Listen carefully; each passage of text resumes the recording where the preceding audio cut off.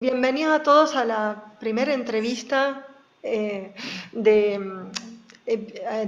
ciclo de entrevistas a pianistas pedagogos, en donde hemos buscado ser lo más amplios posibles y conectar con la mayor cantidad de gente posible, por ahora, de diversas ciudades de Argentina. Entonces, bueno, contamos con el placer de tener al maestro Humberto Catania. ¿Un matecito? Les voy a pedir, por favor, que se muteen. Por favor, bienvenida Ana Aguirre. Muchas gracias. Les pido a todos que se muteen porque escucho tecleo de la computadora. ¿Sí? Espera un Bueno, poquito, que me están dando la bienvenida y qué sé yo. ¿El CBU, querés? 07201 estamos esperando que se muteen. Creo que Ana, 7968. tendrías que mutearte. Ahí está. Ahí está. Bueno, bienvenidos a todos. Este, como dije, es el primer ciclo de entrevistas a pianistas pedagogos y contamos con el lujo de recibir al maestro Humberto Catania de Córdoba. Bueno, el maestro ha preparado un video a modo de presentación que me gustaría mucho compartir con ustedes. Primero vamos a ver el tema técnico de si todos lo ven y lo escuchan, así que voy a poner un segundito y cuando él empiece a hablar lo corto y lo vuelvo a empezar. Y quería avisar que esto va a ser, el video habla de muchas cosas, todo es muy interesante y por una cuestión logística y operativa vamos a ir pasando pedacitos, pero el video lo vamos a ver entero, solamente que en diferentes partes. Bienvenida Elena Dabult, también desde la Universidad de Cuyo en Mendoza. Muchas gracias por tu presencia. Bueno, entonces, creo yo, 3 Zooms en total, así va a resultar la cuenta. Entonces, a los 40 minutos esto se va a cortar, yo igual voy a tratar de avisar para que todos estemos atentos y simplemente se conectan al mismo link con el que entraron aquí. Creo que ya conocen el procedimiento, vuelven a cliquear, los esperamos que más o menos se arme una cantidad de gente y continuamos, ¿sí? Esta actividad va a terminar a las 13 horas aproximadamente. Perdón, digo una cosita, Laura. El maestro nos está escuchando bien, ¿no? Sí, El perfectamente. micrófono. Bueno, para que por ahí pueda saludarnos a todos, si te parece, Laura. Sí, seguro. Un gusto. Adelante, maestro. Simplemente saludar. Bueno, es un placer estar nuevamente reunidos. Bueno, y por primera vez conocer a gente que lamentablemente por la generosidad de nuestro país, por la geografía, no nos conocemos. Y creo que puede ser el avance de una confraternidad musical, por decirlo de alguna manera. Ojalá que sí, sí, le veo todas las perspectivas. Por lo menos ya a esta altura estamos todos habituados a este tipo de cosas, así que aprovechemos lo bueno de la virtualidad. Este encuentro que veo que se sigue sumando gente. Bueno, me alegro mucho. Bueno, brevemente, 2 palabras sobre el maestro, aunque la mayoría lo van a poder enterarse de su carrera artística y pedagógica por el video que él preparó. El maestro nació en Córdoba, realizó los estudios musicales en su ciudad natal, en el Conservatorio Beethoven y en el Conservatorio Provincial de Música Félix Garzón. Completó el perfeccionamiento pianístico y musical con los profesores Sigfrido Prager, Eva Rost de Havas y Manuel Rego. Tiene numerosas actuaciones en diferentes escenarios nacionales e internacionales, tanto en solista como en música de cámara. Tiene una faceta muy importante de compositor, ha obtenido premios en concursos anuales de SADAIC y también, obviamente, su faceta como pedagogo, formador de pianistas es muy importante. Así que, bueno, su producción de discos y libros es muy amplia y lo van a poder ver en el video. Entonces, vamos a comenzar un poquito introduciéndonos en el video. El maestro ha grabado exquisitamente con voz en off muchos comentarios, así que bueno, voy a poner 3 segundos solo para ver si escuchan, si está todo bien, le doy cabida al video. Entonces, vamos a probar de compartir. Un segundo, por favor. Acá, compartir sonido. Vamos a ver. Pongo y paro para ver el tema del sonido.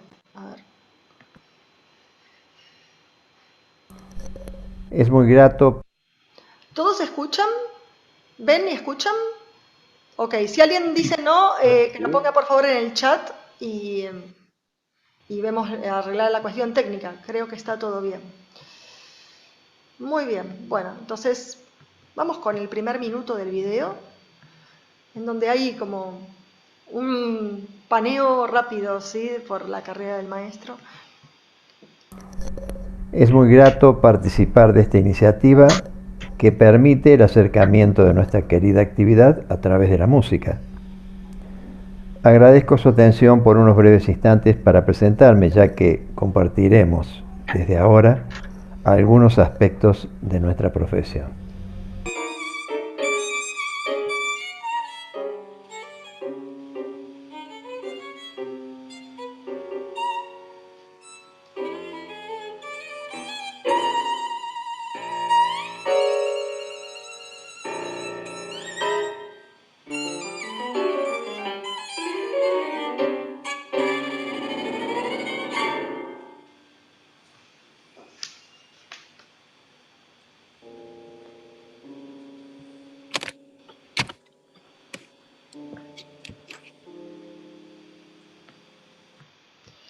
Bien, obviamente vamos a ver el video completo, no se preocupen. Quería aprovechar para preguntarle al maestro, por estas fotos que ya nos dan como una visión, si nos podría contar algo sobre el contexto cultural y musical del entorno cordobés, y si este contexto favorece determinadas maneras de trabajo pedagógico, si tiene alguna particularidad para conectar con la forma de trabajar. Bien, con todo gusto. Yo he sido por muchos años profesor del Conservatorio Provincial de Música, Félix T. Garzón, y de la Facultad de Artes, hoy Facultad de Artes, antes Escuela de Artes, de la Universidad Nacional de Córdoba. Algunas particularidades de estas dos instituciones oficiales.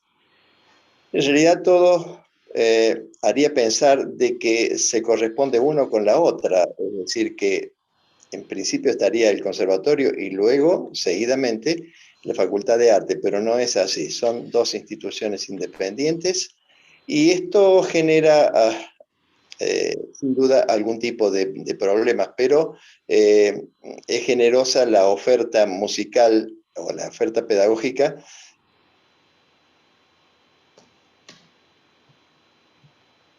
A ver.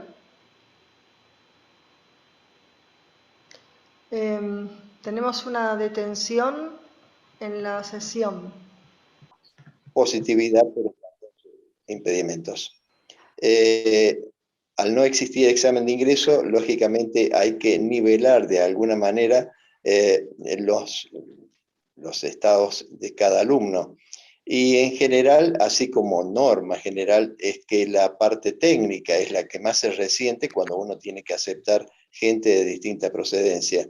Esto demora un poco el avance de los alumnos, pero bueno, se logra con la ayuda de los propios alumnos y también un poco de la disposición de los profesores para que los alumnos después de un primer año o un segundo año estén en el nivel adecuado para este tipo de enseñanzas. Bueno, aparte de estas instituciones oficiales, por supuesto, existen otros estamentos de enseñanza musical en Córdoba, de un orden privado. En general, la enseñanza musical, con sus aspectos positivos y también aspectos negativos, se desarrolla de una manera normal y creo que bastante positivamente. Los alumnos, por supuesto, algunos egresados, prosiguen sus estudios luego, tanto sea en Buenos Aires como en el exterior. Y hay algunos casos de gente talentosa que son verdaderamente dignos de mencionarse, porque han respondido positivamente a nuestra realidad, que no es la mejor, por supuesto, y que tiene algunos elementos que podrían ser mejorados y que generalmente cuesta modificarlos y encauzarse por los niveles que debieran ser. Bueno, esto es en general un poco la realidad de nuestra enseñanza musical en la provincia de Córdoba. Ujú. Y estos jóvenes que han destacado, ¿no? Y también como modelo para futuros estudiantes, ¿cuáles son las posibilidades de un joven estudiante para perfeccionarse tanto a nivel nacional en el país como en el exterior? Indudablemente que se apela a las becas de perfeccionamiento que las distintas universidades del exterior ofrecen y que, bueno, que con resultados bastante positivos podemos mencionar el caso de varios alumnos que han podido acceder a ese tipo de enseñanza de posgrado, ¿no? Pero en general, bueno, sabemos que las universidades extranjeras tienen sus exigencias para el ingreso y que afortunadamente nuestros alumnos han podido acceder de una manera más o menos normal. Ujú. Usted había hablado en conversaciones previas de algo que se hacía, giras, ¿no? Concursos dentro del país y la posibilidad de tocar en ciudades muy pequeñas, en pueblos a veces. Eso sería algo interesante para recuperar, ¿no es cierto? Sí, verdaderamente, Córdoba tiene, aparte de la propia ciudad, tiene otras ciudades importantes, caso de Río Cuarto, Villa María, San Francisco, son ciudades que tienen también su programación de actividades culturales y que posibilita que nuestros alumnos puedan, de una u otra forma, acceder a tocar y hacer su, digamos, pequeña carrera de instrumentistas, ¿no? Ujú. El principal problema por ahí serían los escenarios y los pianos, aunque a veces usted ha comentado que se ha llegado a tocar en pianos verticales, porque lo importante era la difusión musical. Sí, sí, indudablemente que el tema para nosotros los pianistas sigue siendo importante la disponibilidad de los buenos instrumentos. Sabemos que son instrumentos caros y que en muy pocas localidades uno puede encontrar instrumentos que estén al nivel de las exigencias, ¿no? Pero bueno, salvada estas dificultades, se realizan los conciertos, a veces son conciertos explicados, se adecua el repertorio a las posibilidades de cada lugar. En fin, es una tarea, no digo que sea fácil, pero se puede realizar. Ujú. Bien, bueno, para pasar a otro sector de la entrevista, vamos a ver otro fragmento del video del maestro, en donde habla de algunas obras publicadas por él. Voy a compartir entonces y seguimos aquí. Entonces, Durante el dictado de las clases de repertorio pianístico, ¿se escucha bien? Muy bien. junto a las de piano principal en la Facultad de Artes de la Universidad Nacional de Córdoba, surgió el proyecto didáctico que se concretó como el Compendio de Asuntos Pianísticos. Este libro resume la literatura pianística extraída de fuentes académicas y propias, junto a otros temas de interés para la formación del músico pianista.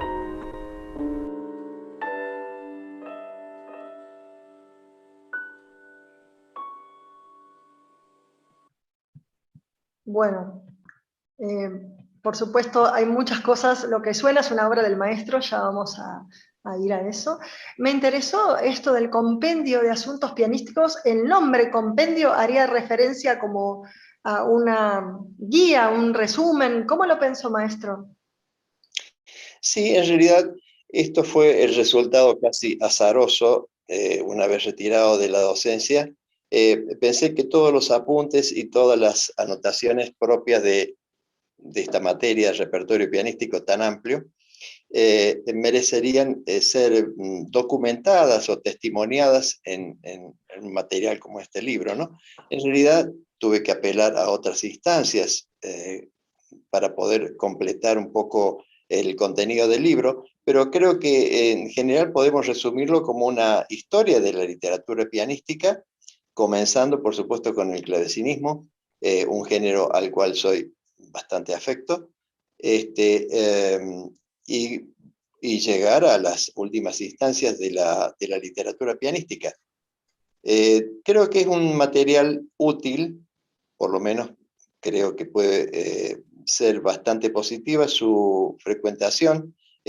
Merecería, por supuesto, una difusión más amplia, cosa que de inmediato empiezo a pensar de cómo hacerla, ¿no? Bueno, empezamos por acá. Lo conocemos aquí vía virtual y tenemos mucho interés. Sí, sí. Después vamos a dar información sobre las maneras de acceder a eso. La verdad que me parecería algo que tendría que estar en la biblioteca de todo conservatorio, acceso para cualquier pianista. Sí, un material sin duda muy interesante y qué bueno que usted lo haya podido escribir. Respecto a este tema, por este tema de asuntos pianísticos, cosas de las que nos ocupamos en la interpretación y en el estudio, usted siempre se ha mostrado muy interesado en el tema de las conexiones y enlaces, ¿no? Lo que da forma, lo que da coherencia interna a una pieza. ¿Cómo ha encarado usted este tema con sus alumnos y cómo se ve reflejado en su obra? Sin duda que cuando uno habla de los contenidos musicales, se tiene que referir de una u otra forma al paralelismo que puede existir con el lenguaje hablado. Lógicamente que nuestro lenguaje es distinto y que tiene algunas particularidades que le son propias, pero de todas maneras siempre es útil preparar al alumno para comprender el fenómeno musical como un lenguaje que tiene sus características naturales, y esto nos lleva a la labor del análisis del lenguaje musical, que se puede comenzar por elementos muy primarios, pero que se puede llegar a elementos mucho más complejos y que en definitiva puede ayudar al alumno a comprender que lo que él está haciendo en realidad es una forma de expresar normalmente lo que se tiende a pensar de que el lenguaje musical se refiere a la expresión de los sentimientos. Nosotros sabemos, por supuesto, que no solamente la música puede expresar sentimientos, sino también hay gran parte de razonamiento, gran parte de aspectos rítmicos propiamente, gran parte de la sensualidad sonora, que es otro aspecto de la expresión musical. En fin, uno va abriendo la posibilidad de ampliar este problema de la expresión musical, porque en general uno nota de que el alumno está demasiado preocupado por los elementos técnicos de la ejecución. Bueno, cuando se logra más o menos superarlo, no acabadamente, pero de alguna manera se puede llegar a un estadio de superación de estos elementos, cabe lo otro, que quizás sea la parte más interesante de la educación musical, ¿verdad? Uh-huh. Usted también se mostró muy interesado en el tema de los silencios y las cesuras. A mí me pareció un tema del que se habla poco, realmente también como vehículos de expresión, y que a veces le resulta dificultoso a los alumnos porque a veces se tiende a ver el silencio como simplemente una interrupción del sonido y hay algo más. ¿Qué nos puede decir usted acerca de eso? Indudablemente que eso nos vincula o nos relaciona con el lenguaje hablado. Nosotros tenemos nuestras propias inflexiones cuando hablamos y ponemos énfasis en alguna palabra o en alguna sílaba, hacemos cesuras, y todo lo que afecta al lenguaje hablado de alguna manera se experimenta también en la música, y la música debe poseer estos atributos porque si no, de lo contrario sería un poco inaccesible su comprensión, ¿no? Se puede empezar, por supuesto, con ejemplos muy, muy básicos, pero se puede entender que la música es un lenguaje como cualquier otro y que necesita de estas herramientas para su total comprensión. Uh-huh.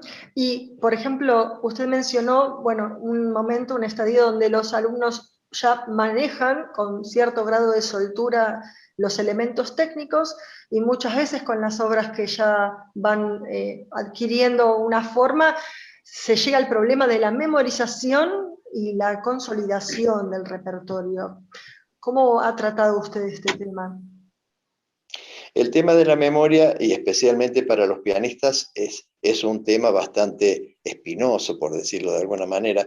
Algunos tienen la facilidad de una memorización pronta y eficaz, otros no. Pero creo que como en distintos aspectos de la enseñanza, tiene un aspecto que es cuantificable, por decirlo de alguna manera, y otro que es un poco más subjetivo. En los aspectos cuantificables, bueno, podemos hablar de la memoria visual, de la memoria auditiva, de la memoria analítica, en fin, como elementos que uno tranquilamente podría tratar, y de hecho hay que tratarlos en enseñanza. Y luego las dotes personales de cada uno de los alumnos, que, como digo, en algunos casos es excelente la memoria y en otros casos no. Obviamente que hay otros elementos que también juegan y que son de importancia a la hora de tocar de memoria. En principio, el aspecto del dominio nervioso, el aspecto de la responsabilidad que se tiene cuando hay que tocar delante de otros o cuando se graba. En fin, son aspectos que indudablemente hay que trabajarlos en forma personal. Nosotros tenemos la suerte, de alguna manera, de que la enseñanza musical, aún en el nivel que estamos manejando,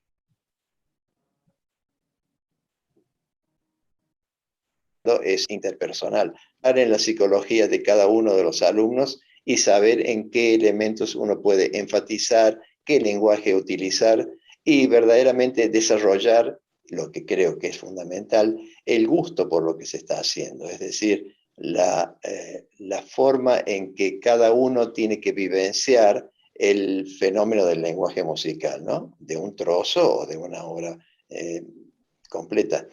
En realidad eso tiene que ver con otras cosas, con la elección del repertorio. En fin, es bastante complejo el tema, pero creo que no hay que omitirlo y hay que profundizarlo en la medida de lo posible. Hay otros elementos que inciden sobre la posibilidad de hacerlo o no a esto, en la cantidad de los alumnos, el tiempo de la clase, que son otros temas que también hay que solucionar, ¿no? Sí, esto que usted comenta, qué elusivo el tema del placer al tocar, porque se supone que estamos, aparte del amor a la música, también para sentir ese placer, y hay gente a la que les esquivo, por ahí por cuestiones de personalidad, están demasiado preocupados, ¿no? Quisiéramos preguntarle si este tema del placer al tocar, y sobre todo la relación con el cuerpo, ¿no? Son temas, si usted observa como una evolución o algún cambio en algún sentido entre por ahí estudiantes, digo en el ayer, para no poner un tiempo específico, y en el hoy. ¿Cree usted que son problemas, la gente viene mejor preparada, menos preparada? ¿Es un problema universal? ¿Ha habido algún cambio a nivel histórico visto en grandes rasgos? En general, el tema que planteas me parece que tiene que ver con el nivel del ingreso del alumno y por el otro lado con lo que el alumno vive desde el punto de vista vivencial, es decir, con lo que vive normalmente en nuestra sociedad. Es cierto que nuestra sociedad se ha acelerado, por decirlo de alguna manera, en cuanto a los tiempos de la convivencia. Y lógicamente que eso tiene que ver también en el momento en que esta profesión se aborda, porque indudablemente cuando uno habla de estudios musicales, pianísticos, habla de concentración, habla de meditación, se está hablando de momentos de la vida humana que no son quizás en este momento los más propicios para el desarrollo de este tipo de enseñanza, pero bueno, creo que en esto también la labor del docente tiene que tenerlo en cuenta y tratar de que la clase de música sea un momento agradable, sea un momento de dispersión, sea un momento de concentración, y hacer de esto una vivencia personal, algo que de alguna manera complete las aspiraciones de cada alumno, porque en realidad el mundo de la música es un mundo de introspección, es un mundo de una comprensión más profunda de la realidad humana. El contacto con los grandes compositores, con las grandes obras, de alguna manera nos está obligando a penetrar en ese mundo. No es fácil, por supuesto, porque casi debiéramos hablar de un profesor que tenga alguna iniciación en la psicología humana, pero que creo que cada profesor debe tener alguna inquietud desde ese punto de vista. Todos los alumnos presentan una realidad que es distinta. Entonces, el hecho de conocer a cada uno de nuestros alumnos, de saber sus posibilidades, de saber sus dificultades, y de incentivar la potencialidad de cada uno de ellos, ¿no? En realidad es un tema delicado. En general, los profesores de música estamos muy abocados a la solución de los aspectos técnicos, que como digo, por lo menos en mi experiencia, son muchos y que a veces ocupan la mayor parte del tiempo que dedicamos de la clase. Pero superada esta instancia, creo que, y penetrando en lo que, a mi parecer, es lo más interesante de la música, es el contenido de ese mensaje, debiera ocuparnos y debiera de alguna manera facilitar el que el alumno pueda penetrar cada vez más en cada una de las obras que trabaja, ¿no? Qué interesante lo que dice, maestro. Me interesó también esto de la relación con los jóvenes de uno a uno. Es una cosa muy personal y uno pone mucho. Y vamos a adentrarnos, si usted me lo permite, en su faceta de compositor. En el video se hace referencia a una obra que ha suscitado mucho el interés de quienes estamos aquí. Voy a compartirles el video y vamos a hablar de su obra Homenaje a la Juventud. Entonces, vamos aquí al video, veamos si todo va bien. Aquí está. La idea de incentivar el acercamiento de los jóvenes al fenómeno musical produjo el Homenaje a la Juventud, un proyecto que siempre me atrajo y que se concretó uniendo mis dos amores, que fueron los disparadores de mi carrera, la música clásica y la de origen profano o popular. Son 3 volúmenes con 23 piezas y aquí algunos testimonios de esta idea.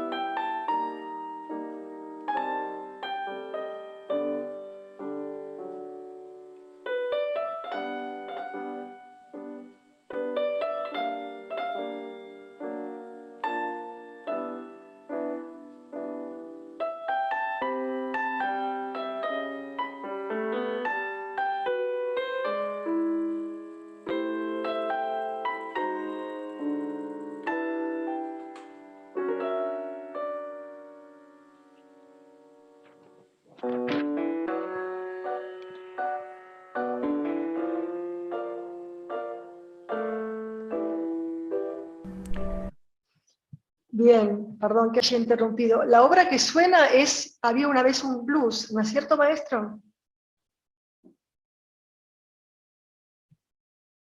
¿Hola? A ver si vuelve la conexión. Acá estoy. Acá estoy. Ah, estás. Acá volví. Le preguntaba, maestro, la obra que sonaba, que escuchábamos recién, es Había una vez un blues, ¿no es cierto? Exactamente, sí, es uno de los primeros números del primer volumen. Y después mi amigo Astor, bueno, yo tengo una real admiración por nuestro músico, nuestro querido músico Astor Piazzolla, y entonces, como dije anteriormente, la música popular y la música clásica se reúnen en este trabajo, y creo que de ambas se pueden extraer muy buenas conclusiones, porque ambos géneros desafían al intérprete de una u otra forma, ¿no? Y por supuesto, los 3 volúmenes que integran el Homenaje a la Juventud están graduadas en dificultades. El primer volumen, por supuesto, en un primer nivel, un segundo nivel un poquito más complicado y un tercer nivel que ofrece particularidades que se emparentan bastante con la música clásica. Entonces tenemos una obra en 3 volúmenes, 23 piezas graduadas. bueno, interesante para cualquier profesor de piano, porque tiene como un panorama por un compositor argentino con quien tenemos el gusto aquí de hablar. A mí me pareció muy interesante también la introducción que escribió sobre mi amigo Astor, porque eso nos da como una idea más clara de las motivaciones de usted para componer esa obra. Es como que por ahí quien tiene su libro y no tiene contacto directo con usted, empieza a como acercarse un poco a sus motivaciones, tiene como un incentivo, ¿no es cierto? Sí, he tratado de que el libro fuera una especie de introducción a estos géneros que verdaderamente no es que sean ignorados por los alumnos o por los propios profesores, pero de alguna manera el mensaje trata de reunir varias cosas, comentarios, algunas veces de orden técnico, algunas veces de orden expresivo, pero que hacen un poco, en definitiva, bueno, a los pormenores de estos lenguajes, ¿no? Debo insistir que a veces algunas viñetas que se ven en el video, bueno, son también algunas inquietudes mías que he tratado de incorporar y para darle un poco de variedad al discurso de estos libros. Voy a compartir como una parte detenida del video porque quiero llamar la atención acerca de esto. Aquí tenemos un estudio para las sonoridades y es para 2 pianos. Esto me parece interesante. Primero, por bueno, el uso de algunas técnicas más conectadas con la música del siglo XX, o XXI tal vez también. Un estudio para 2 pianos con la inscripción para las sonoridades, que a mí me ha remitido a Debussy, ¿no? Para las sonoridades, sonoridades opuestas del estudio, y me pareció muy interesante esto de que sea para 2 pianos y que sea un estudio de una complejidad relativa con el cual los alumnos se pueden ir iniciando en esto y perder el miedo a símbolos, por ejemplo, como el de repetición de compás, que a veces se preguntan, ¿qué es eso? Es como que les resulta ajeno, ¿no? Entonces, bueno, me gustaría que nos comente un poquito sobre esta obra. Sabemos que usted ha expresado su interés por ampliar todavía más la difusión de la música del siglo XX y XXI. Evidentemente, creo que la gran revolución musical se ha experimentado en el siglo XX, cuando de alguna manera se posterga la tonalidad para dar paso a nuevas posibilidades de relación sonora, ¿no? Por supuesto que el libro trata de aproximarse, aunque un poco tímidamente, a estas posibilidades, porque indudablemente que durante el siglo XX se han creado tantas instancias de producir la sonoridad musical, que evidentemente merecería un estudio muy particularizado esto. Pero bueno, el hecho de que el estudio del piano también tenga una particularidad social, hace de que uno piense también en la posibilidad de que sean 2 los alumnos que trabajen. Y las dificultades, si bien es un estudio que está incluido creo que en el 3er volumen, no está exento de la posibilidad de poder realizarse de una manera más o menos eficaz, ¿no? Y por supuesto que trata el tema del impresionismo musical, es decir, las densidades sonoras, la sensualidad sonora, que es un aspecto muy importante y que indudablemente tiene que ver con la música del siglo XX. Usted también expresó interés en la música clavecinista, en este caso clavecinística. En este caso sería algo a recuperar, si bien hay un movimiento muy importante de música antigua, en Córdoba sobre todo muchísimo, los pianistas no estamos muy familiarizados con el repertorio. ¿Qué nos puede usted comentar sobre esto? En este punto creo de que los programas de estudio son un poco mezquinos en cuanto a la exigencia de la música clavecinística. Si uno penetra más o menos profundamente en el tema de la música clavecinística, son casi 3 siglos de música que ofrece la particularidad de música muy profunda y de música muy importante. Lógicamente que el siglo XIX es el siglo del pianista, es el siglo que ofrece las particularidades del repertorio más granado en el sentido pianístico, pero de alguna manera creo que no debiéramos tratar el tema de la música clavecinística como una cosa liviana. Creo que habría que profundizarlo un poco más, y aunque es un repertorio amplio y es un repertorio que tiene sus particularidades, porque obviamente que son obras trabajadas para otro instrumento, y debiera empezar por ahí la enseñanza del clavecinismo, inclusive con la posibilidad, en algunos casos cierta, de que el alumno pueda conocer realmente el instrumento para el cual fue destinada toda esta música. Pero creo que sí, debiera profundizarse un poco más el aspecto de la música clavecinística en nuestros programas pianísticos, y también en la música del siglo XX, obviamente, ¿no? Maestro, esto quisiera continuar un poquito, se va a cortar ahora la comunicación, les pedimos a todos que vuelvan a ingresar con el link y vamos a la segunda parte. Detengo entonces todo y cierro. Ahora volvemos. Ahí está el maestro. Bueno, usted estaba hablando entonces de la música clavecinística. Sí, es cierto, en los programas se va achicando y hasta en algunos casos desaparece. Es una lamentable pérdida, porque cuando uno asiste a conciertos de música llamada antigua y ve la vitalidad que tiene esa música, muchas veces entusiasma a los jóvenes. Es solo que recién ahora está teniendo como un poco más de difusión, y ¿no? En muchos casos se convirtió en una especialidad que se puede estudiar sistemáticamente. Antes también era una cuestión de oficio, ¿no? Que se hacía en círculos pequeños. Claro, el repertorio es muy amplio, y obviamente que las grandes obras pianísticas son las que se desprenden del credo romántico, pero de todas maneras creo que no hay que desdeñar estas posibilidades que, como digo, ofrece obras de inmenso valor. ¿Usted diría que, digamos, no sé, también visto con una perspectiva histórica, se conoce más ahora sobre el tema, ¿no es cierto?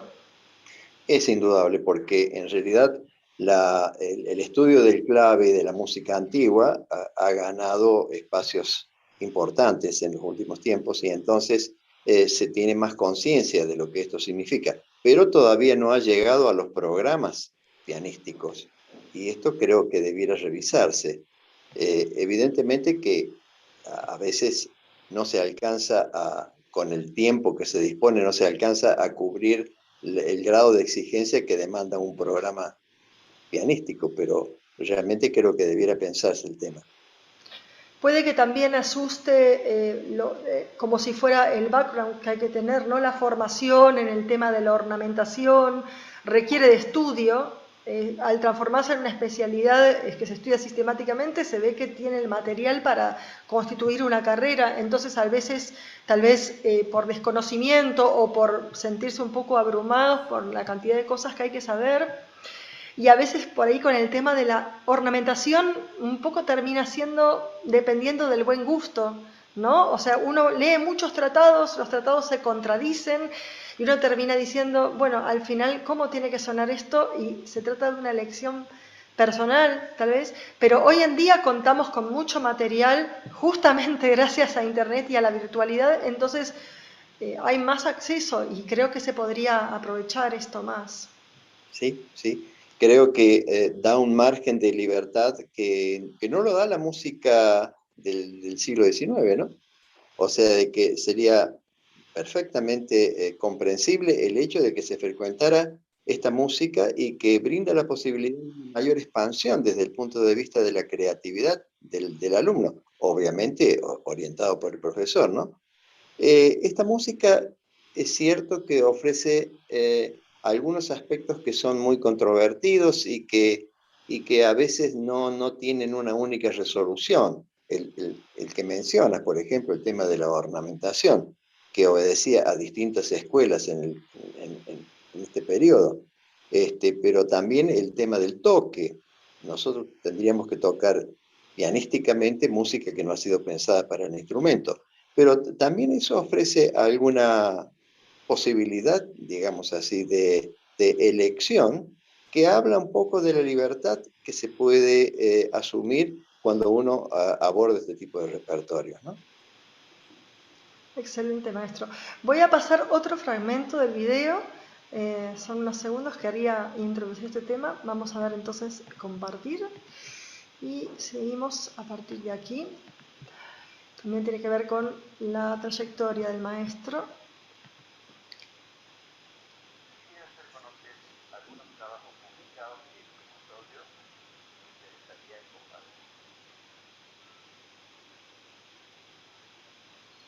Ahí no se escucha, ¿eh?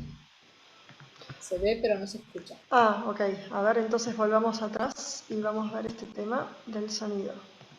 Fíjate de poner compartir. Sí, el sonido original. Puse eso, compartir sonido. A ver, ahí lo probamos otra vez y me dicen. Inés, en todo caso, recurro a tu información para que me comentes. A ver, sonido. Ahí voy, ¿eh? Ahí. Quisiera hacer Sí. conocer algunos trabajos publicados que, como es obvio, me interesaría compartir con ustedes.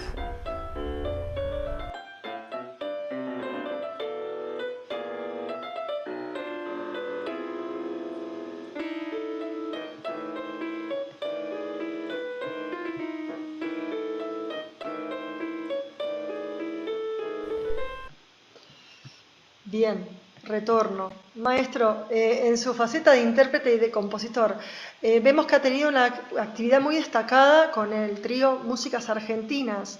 Yo quería preguntarle que nos cuente un poquito sobre este grupo y también si sus experiencias como camarista en este caso le han dado ideas en particular para componer y cuáles fueron sus modelos para componer en definitiva. Bueno, los inicios de mi carrera artística fueron muy vinculados a la música popular y me ganaba mis pesos, digamos así, con la música popular. De alguna manera, entre los 16 a los 22, 23 años, estuve en contacto con la música popular. Bueno, y eso ha determinado, a esta edad por supuesto, algún tipo de orientación estética.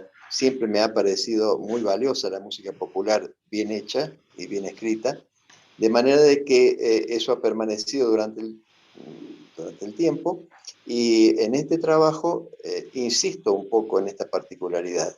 Me parece importante y creo que hay aspectos de la música popular, especialmente en el aspecto rítmico, que es muy interesante para el músico, llamémosle así, culto, o el músico dedicado al género clásico.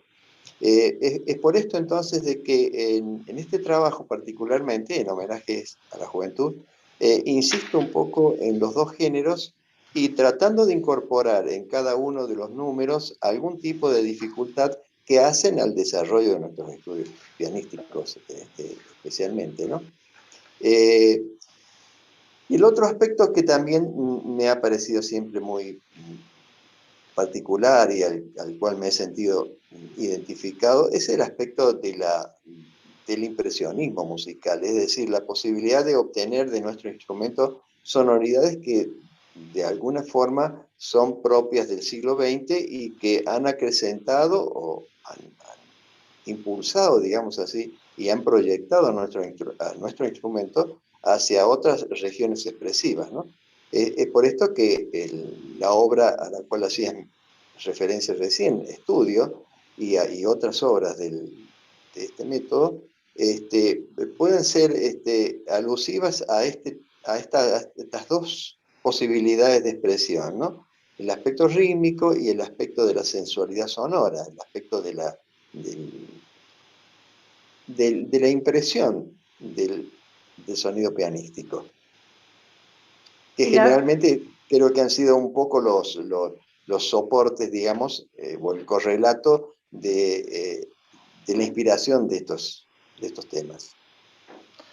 Y la relación con el sonido, ¿no?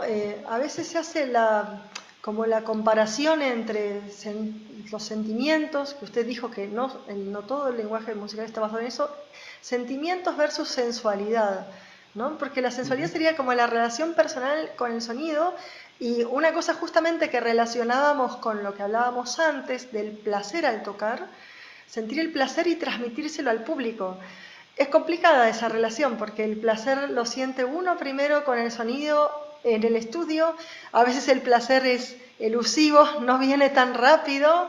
Una vez que uno lo logra y empieza como a sentirse cómodo dentro de ese placer, está la misión de transmitirlo al público e incluso llegar al público que además está escuchando la obra en principio por primera vez.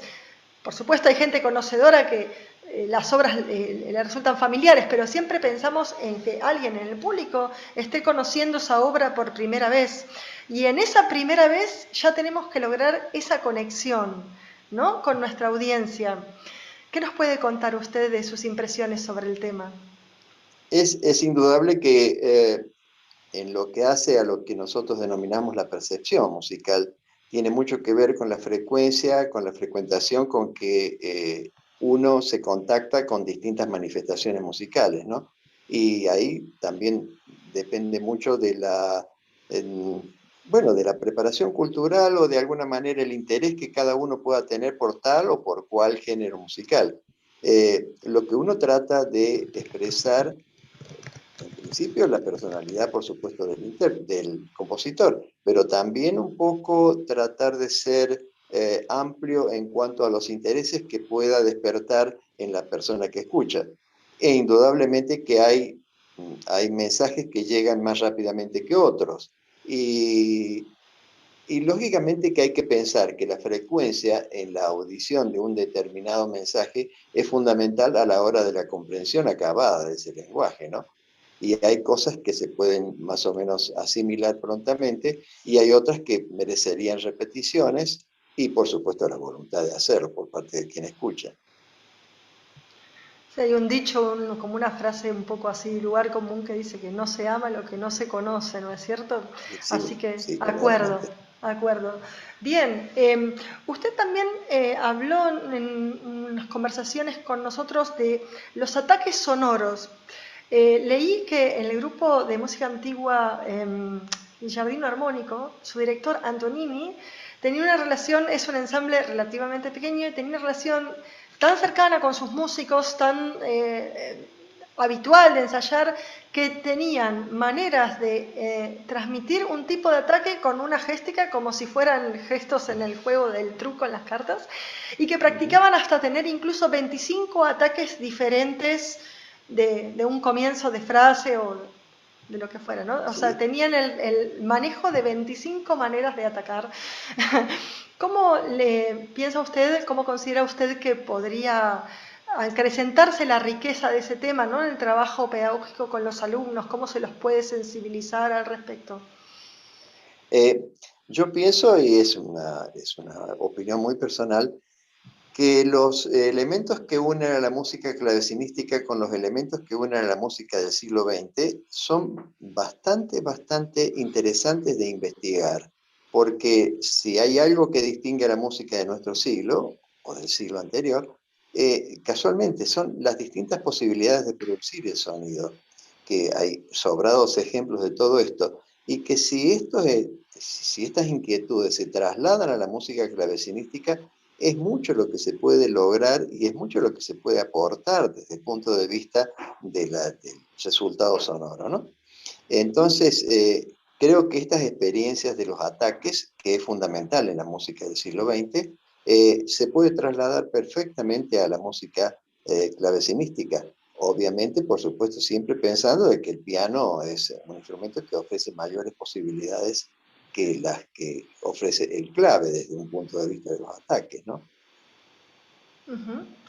Maestro, en su video hemos tenido la oportunidad de ver, aparte, ¿no?, de las partituras y su música, hay artes visuales. Querría que nos contara un poco sobre el origen. ¿Tal vez lo ha hecho usted eso? ¿O hay alguien en su entorno que pinta? No, yo creo que esa inquietud de incorporar algunas viñetas que son propias es una inquietud que en algún momento surgió y que empecé a hacerlo en forma de entretenimiento y que luego vi que tranquilamente podían trasladarse y compartirlas, por supuesto. Pero debo aclarar que no tiene ninguna intencionalidad específica esto, ¿no? Sencillamente es un entretenimiento y que me pareció atinado incorporarlo en este momento, ¿no?, en homenajes. Por eso es que a veces en el video aparecen algunas viñetas que, como digo, no tienen otra finalidad más que introducir un elemento de variación, por decirlo en términos musicales. Y de disparar la imaginación, diría yo. Quería compartir con ustedes nuevamente el arte de tapa, ¿no?, de homenaje a la juventud. Tal vez nos podría comentar un poquito sobre esta composición. Hay una, ¿no?, hay como una intencionalidad aquí. Se ve esto de los ojos, los cabellos al viento, el piano, creo que hay un acordeón. ¿Nos puede comentar un poquito más? Sí. Sí, como no. De todas maneras, debo aclarar de que esta ilustración, estas tapas no me pertenecen, es decir, pertenecen a una querida amiga que es plástica y que le ofrecí la posibilidad de hacer las tapas de estos libros, y que creo que es muy ingeniosa un poco la resolución que ella ha tomado. Se pueden interpretar de diversas maneras y como propia del arte contemporáneo, tienen distintas lecturas y distintas interpretaciones, ¿no? Pero creo que es muy interesante lo que ella ha logrado y me pareció muy lindo poder compartirlo. Sí, no soy una experta para nada en este tema, pero bueno, No, yo tampoco. aparte de ver los instrumentos, me pareció ver, bueno, esto es como una rueda y aquí salen estas palabras. Hay como un engranaje que se pone en marcha, tal vez con la gradualidad de sus obras contenidas en estos 3 volúmenes, es como que se pone algo en marcha, ¿no? Y ahí también, como instrumentos ocultos, el acordeón a piano, la relación con el tango, tal vez. Y bueno, y también el dinamismo de cómo están ubicadas las palabras, que esto tal vez también lo podríamos relacionar con la interpretación musical, porque es cómo uno ubica, ¿no?, ciertos elementos para que produzcan un determinado efecto discursivo. Entonces, bueno, me pareció que echa a volar la imaginación y me pareció que valía la pena volver a compartirlo con nuestro público. Y bueno, es interesante la historia que nos cuenta usted sobre esta etapa. Sí, en definitiva creo que es un desafío más para la imaginación de quien se conecta con estos materiales. De todas maneras, creo, y aprovecho la oportunidad para decirlo, que estos materiales están disponibles para quien los quiera tener. Quizás en algún momento podría dar la dirección o el teléfono o algo para que se conecten, y con todo gusto les haré llegar el material. Sí, por supuesto. Nosotros tenemos previsto hacer esto, de este ciclo, algo lo más estable que se pueda. Por supuesto, vamos a repetir las invitaciones porque quedan temas sin hablar. Y esto también aprovecho que el maestro me dio el pie. Con cada entrevistado le consultamos la opción de, bueno, poder pasar el mail, los datos de contacto, por lo menos el mail del maestro, como para quien quiera tener un acercamiento a las obras o consultarle las maneras de acceder al material, bueno, pueda tener una conversación fluida, y también para consultarle cosas que por ahí exceden el marco de esta pequeña entrevista, porque sabemos que va a haber muchas inquietudes, ¿no?, que van a ir surgiendo de esta charla. De hecho, bueno, vamos a estar hablando un poquito más y después vamos a habilitar el chat para las preguntas del público. Pero bueno, sepan que con cada entrevistado existe la posibilidad de continuar el contacto, y por supuesto nosotros quisiéramos repetir la invitación, tal vez para hablar de temática más específica o bueno, o para ponernos en contacto para algún proyecto colaborativo, ¿no es cierto? Porque tenemos muchos estudiantes que les interesaría tocar este material, muchos profesores que también quisiéramos trabajar con este material. Así que bueno, maestro, esta es la oportunidad. Voy a compartir otro sector del video. Tenemos aquí, este sector es el que para mí va a ser más amplio tal vez en los alcances. A ver, entonces voy a compartir y sería esta parte. Un segundo. ¿Dónde tengo acá? Un momento, por favor, voy a cerrar esto porque este archivo no... A ver. Un momento. Acá se me fue la... Acá. Acá está. Ok, tenemos entonces a partir del minuto 3:30. Ya estoy con ustedes, un segundo. Bueno, comparto esto que son unas reflexiones del maestro. A ver si el sonido funciona. Chequemos primero este detalle. Para ¿Sonido? Sí. Bien. terminar esta breve reseña de mi carrera, y quiero hacerles llegar alguna reflexión. La música, como todo fenómeno artístico, es una fuente de conocimiento y como tal es imprescindible en el devenir progresista del ser humano y como tal de la sociedad. El potencial humanístico de estas manifestaciones es de una magnitud que resulta insoslayable su presencia a través de la educación formal e informal. El supuesto de un crecimiento en la sensibilidad, en el aprecio de valores que van más allá de lo material, es la consigna que toda sociedad debe necesariamente observar como meta de acrecentamiento de una verdadera calidad de vida, de una convivencia en el bienestar individual y colectivo. A esta altura de la cultura humana podemos pensar que estas afirmaciones constituyen una utopía irrealizable o que es un ideal difícilmente alcanzable. Más allá de los intereses mezquinos de dominación y de poder que abundan por doquier y que nosotros como argentinos conocemos demasiado, sin embargo, quienes honestamente asumimos el rol de operadores de la cultura, no podemos sino redoblar nuestros esfuerzos para alcanzar alguna vez, aunque sea parcialmente, estos nobles objetivos.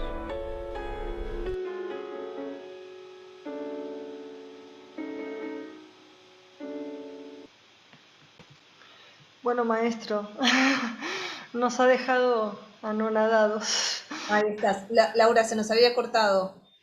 ¿Qué parte? ¿Pongo todo de nuevo? ¿Quieren que lo ponga de nuevo? Sí, lo pones de ahí hasta el final. Sí, lo voy a poner de nuevo porque realmente Ponelo, vale la ponelo pena. porque es hermoso y... Un segundito, voy a chequear esto otra vez. A ver, creo que... Vamos a chequear el tema del sonido de nuevo. A ver, entonces... Segundito. Bueno, aprovecho para poner esto. A ver, acá... interrúmpanme si no se escucha porque así ya estoy segura. Esperen, voy a compartir. Compartir sonido. Esto tendría que funcionar. Ahí. Para terminar. ¿Sonido bien? Hay gente que dice que no. Bueno, ahora lo paré. Sí, se escuchaba cuando arrancó, ¿eh? A ver. Esta breve reseña de mi carrera, y quiero hacerles llegar alguna reflexión. La música, como todo fenómeno artístico, es una fuente de conocimiento y como tal es imprescindible en el devenir progresista del ser humano y como tal de la sociedad.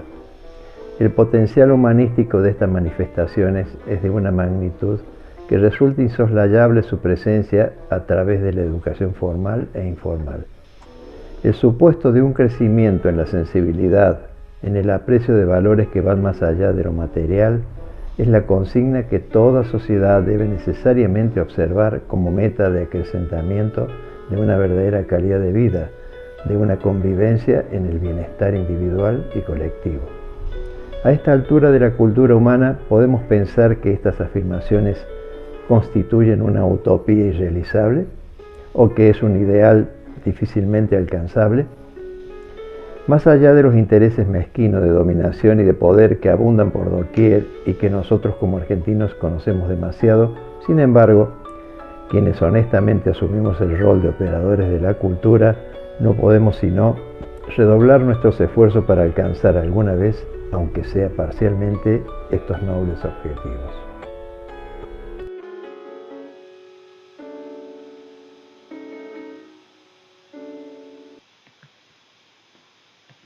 ¿Ahora sí se escuchó completo? ¿Sí? Sí, excelente, maestra. Excelente, nos deja pensando. Yo rescato, no voy a hacer más que rescatar algunas palabras que dijo el maestro y ahora le vamos a preguntar su parecer. Habló de la música como fuente de conocimiento, o sea, como fuente, como algo que brota constantemente y de lo cual nos podemos nutrir todos, no solamente los músicos, ¿no es cierto?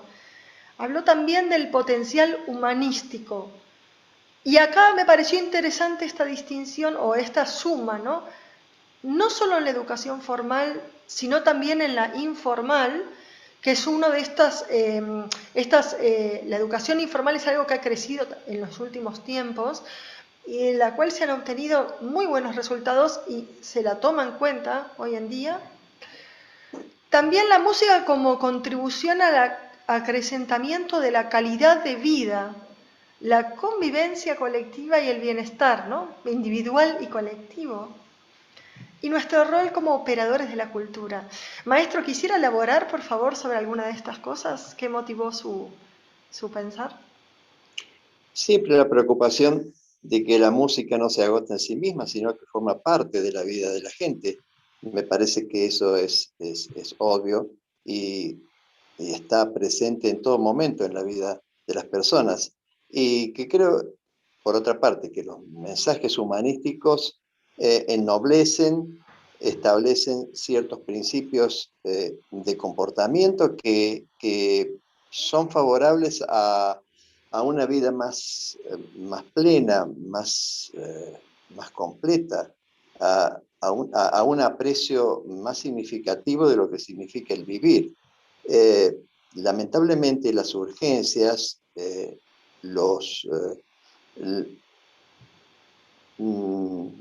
diría yo, los alcances de tipo más especulativo de la vida, de alguna manera nos privan de expresiones mucho más nobles y mucho más humanas, porque en definitiva es una apuesta a la gracia del vivir, el hecho de poder disfrutar de estas cosas que aparentemente son un poco todavía ajenas a la vida misma de la gente.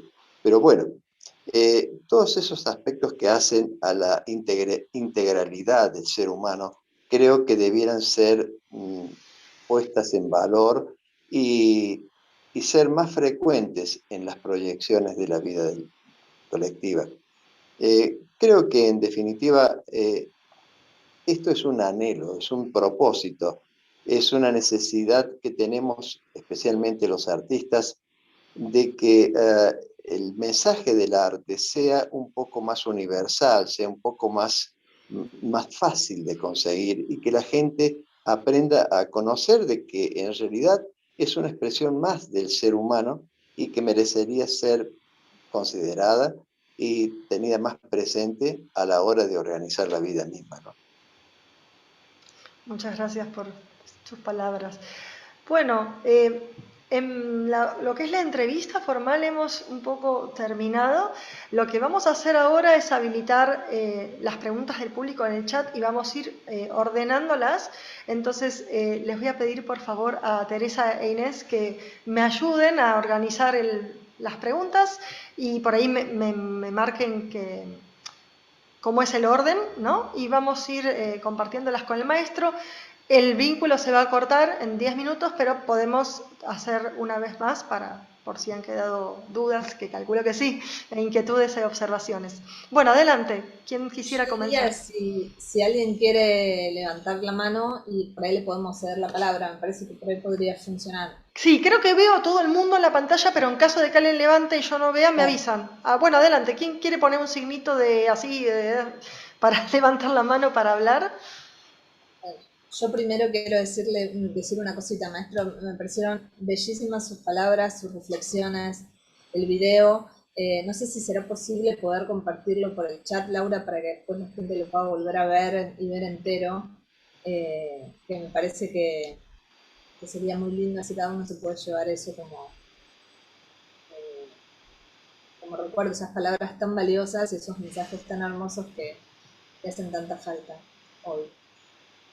Totalmente de acuerdo, sí, comparto, maestro. Muchas gracias. Pasa que no terminó para mí la actividad, el agradecimiento lo voy a hacer un poquito después. No, pero por supuesto. Era por las palabras. Sí, bueno, totalmente. Adelante con las preguntas. Vamos con las preguntas, a ver si veo a quién levanta la mano. Si alguien no está justo en mi pantalla, me avisa. A ver. Nos hemos quedado todos un poco pensando. Yo, maestro, de paso, ya que nadie está preguntando, le quería preguntar lo que le preguntamos la vez que hicimos la prueba, sobre su experiencia con el maestro Manuel Rego, si tiene ganas de contarnos algo. Sí, mi experiencia con Manolo fue uno de los momentos más gratificantes que he tenido en mi vida artística, un poco por su calidad humana y un poco también por el potencial que significaba Manuel Rego para la vida pianística argentina, ¿no? Creo que ha sido uno de los grandes pianistas que ha dado Argentina y que sinceramente me siento muy halagado de haberlo conocido, de haber compartido con él durante un año prácticamente todas sus experiencias. Era un músico nato, realmente de una calidad musical insuperable, y por supuesto que también la voluntad de transmitir todo lo que él sabía era lo usual, digamos así, en mis viajes. Debo aclarar que mis viajes de Córdoba a Mar del Plata eran prácticamente 20 horas en aquel momento, y que yo lo hacía con sumo placer, por supuesto, porque era muy grato estar con la presencia de él, además con un sentido del humor que lo caracterizaba y que siempre permanecerá en mí. Bueno, podría agregar, digamos así, momentos compartidos con él y con su entorno, porque realmente era no solamente con Manolo, sino también con toda la gente que lo rodeaba, que era sin duda muy interesante. Sí, estábamos comentando hace un rato, ¿no? Lo importante, la relación tan personal que uno tiene con sus maestros, el cariño que les tiene y las cosas que recuerda, ¿no? Porque siempre quedan como cuestiones así que a veces pareciera que en el momento no producen un efecto inmediato, pero después son las cosas que más los alumnos se acuerdan, ¿no? Visto en el tiempo y en retrospectiva. Bueno, quería comentarles, justo este momento, no dispongo de mi teléfono, bueno, quería comentarles que va a haber otros encuentros, los encuentros los estamos organizando cada 15 días, los miércoles siempre a las 11 horas. Contamos en este momento con 2 de nuestras futuras entrevistadas, si es que no estoy perdiéndome a alguien de vista. La próxima entrevistada va a ser la pianista Elena Dabul, y también en fecha posterior vamos a estar entrevistando a Ana Inés Aguirre, que gracias por la presencia de ustedes y por compartir este momento, realmente hermoso. Así que bueno, ¿alguien quisiera hacer algún comentario, observación? Hicieron comentarios en el chat. Ahí levantó la mano Elena. Adelante, Elena. Bueno, hola, buen día para todos. Un placer escuchar al maestro Humberto Catania. Gracias, Laura, por la invitación. A mí me honra mucho compartir este ciclo con grandes maestros como los que veo en la lista. Así que bueno, un gusto. Simplemente quería comentar que conocí al maestro Catania hace un tiempo largo ya, en un recital que él dio acá en Mendoza, en la Casa Gali, junto a Patricia Dadalt. No sé si se acuerda. Sí, por supuesto, sin duda. Y me tocó darle vuelta a la hoja. Recuerdo un Frank Martin y bueno, el resto del programa no me acuerdo, pero bueno, yo estaba muy impresionada porque tenía que darle vuelta a la hoja y él tocaba perfecto. Entonces yo no sabía cómo se hacía para conseguir ese pianismo tan impresionante, así que un gusto. Y después nos hemos encontrado acá en Mendoza, en una oportunidad que él vino de jurado de una tesis. También tuve el placer de compartir ese trabajo con él, y ahí fue cuando me entregó los libros del homenaje a la juventud, que realmente son preciosos, como yo ponía en el chat recién, no sé si alguien lo alcanzó a leer. Es una colección muy hermosa porque no solo uno puede apreciar las obras en su escritura, sino también en la grabación del maestro, que escuchándola también uno se da cuenta de un poco más allá de la intención musical, que a veces no está totalmente puesta en el papel, sino que aparece esa sutileza que tiene que es propia de la música y que es propia del intérprete, y que en este caso tiene más valor aún al ser él el intérprete de sus propias composiciones. Así que bueno, eso ha sido bellísimo. Solamente quería comentar esto. Un par de, esto él no lo sabe, pero un par de esas piezas yo las he puesto en conciertos, así que ya les voy a hacer acercar los programas, y también he enseñado algunas de las piezas a mis alumnos. Así que bueno, un Gracias. placer enorme de estar reunida en esta oportunidad con ustedes. También saludo a Teresa, saludo a Ana Inés, que también veo que está acá en la reunión. Y muchísimas gracias. Ha sido muy enriquecedora la entrevista. Bueno, muchas gracias, Muchas Elena. gracias, Elena. Gracias.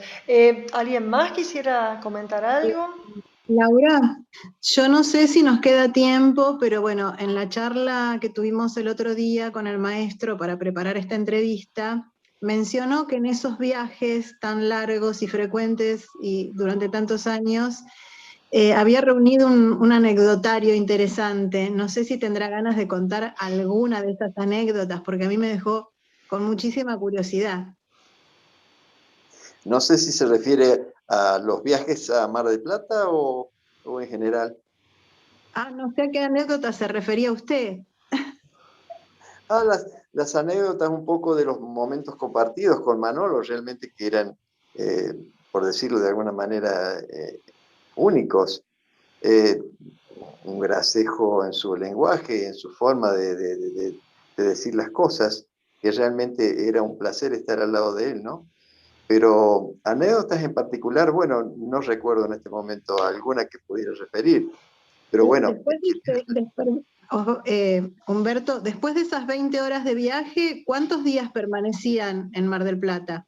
Bueno, estaba 2 días más o menos, 2 días donde arreglábamos, por supuesto, los momentos en que trabajábamos, y luego, por supuesto, yo regresaba por Buenos Aires porque siempre era muy interesante pasar por Buenos Aires, pero, pero sí, eran un par de días en los cuales trabajábamos muy intensamente y no había limitaciones de tiempo en general, pero era muy, muy, muy libre la organización de ese tiempo, ¿no? Y por supuesto que cada palabra era consagrada, diría yo, porque realmente era fruto de la propia experiencia de Manolo, que sin duda yo no me canso de decirlo, fue uno de los grandes pianistas que dio nuestra pianística argentina, ¿no? Bueno, realmente hemos disfrutado muchísimo de la charla, del material que nos compartió, y estamos ansiosas de tener en nuestras manos esa colección para la juventud, con la idea de poder devolverle en forma de homenaje una interpretación hecha por nuestros alumnos. Vamos a poner manos a la obra en eso. Bueno, debo agradecer sinceramente esos propósitos. Verdaderamente es un material que es el fruto de un trabajo, de una experiencia al lado de la música, y que creo que está hecho este trabajo con placer. Es decir, es una cosa que me gustaría enormemente compartir con la mayor cantidad posible, por supuesto, de gente. Maestro, Evangelina Rocco pregunta, quisiera preguntarle al maestro Catania como pedagogo, ¿qué recomienda para mejorar la concentración y resistencia al trabajar un programa de concierto que, además de ser extenso, comprende diferentes compositores? Cerraríamos con esto. Sí, está muy bien.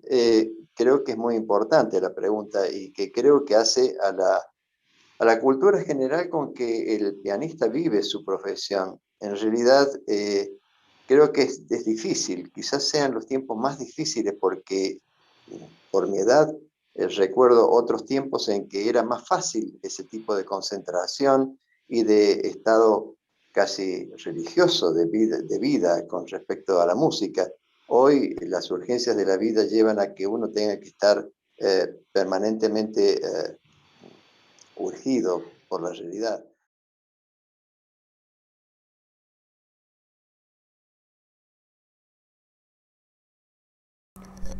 Es muy grato participar de esta iniciativa que permite el acercamiento de nuestra querida actividad a través de la música. Agradezco su atención por unos breves instantes para presentarme, ya que compartiremos desde ahora algunos aspectos de nuestra profesión.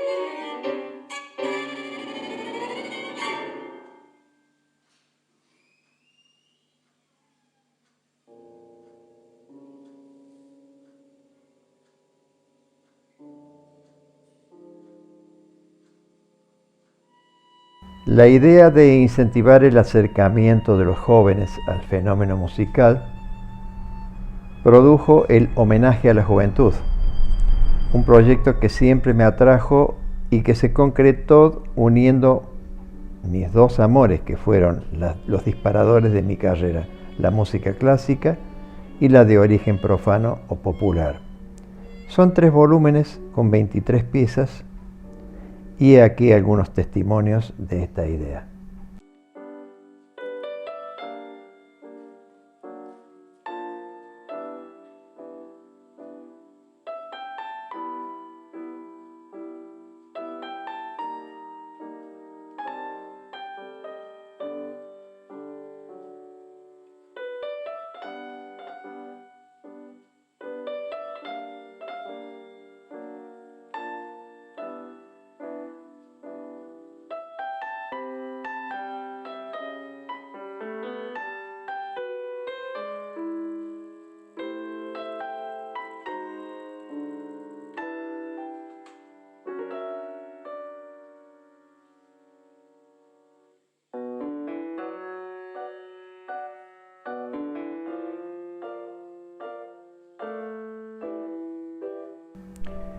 Durante el dictado de las clases de repertorio pianístico, junto a las de piano principal en la Facultad de Artes de la Universidad Nacional de Córdoba, surgió el proyecto didáctico que se concretó como el Compendio de Asuntos Pianísticos. Este libro resume la literatura pianística extraída de fuentes académicas y propias, junto a otros temas de interés para la formación del músico pianista.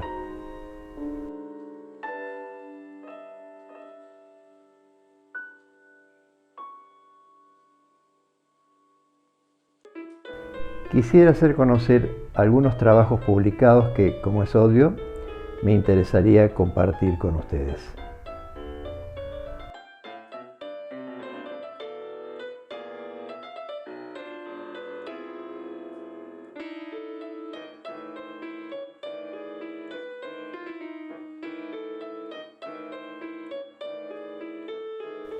Para terminar esta breve reseña de mi carrera, y quiero hacerles llegar a alguna reflexión. La música, como todo fenómeno artístico, es una fuente de conocimiento y como tal es imprescindible en el devenir progresista del ser humano y como tal de la sociedad. El potencial humanístico de estas manifestaciones es de una magnitud que resulta insoslayable su presencia a través de la educación formal e informal. El supuesto de un crecimiento en la sensibilidad, en el aprecio de valores que van más allá de lo material, es la consigna que toda sociedad debe necesariamente observar como meta de acrecentamiento de una verdadera calidad de vida, de una convivencia en el bienestar individual y colectivo.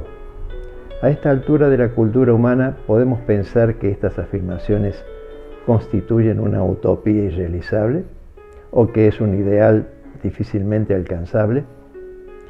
Más allá de los intereses mezquinos de dominación y de poder que abundan por doquier y que nosotros como argentinos conocemos demasiado, sin embargo, quienes honestamente asumimos el rol de operadores de la cultura, no podemos sino redoblar nuestros esfuerzos para alcanzar alguna vez, aunque sea parcialmente, estos nobles objetivos.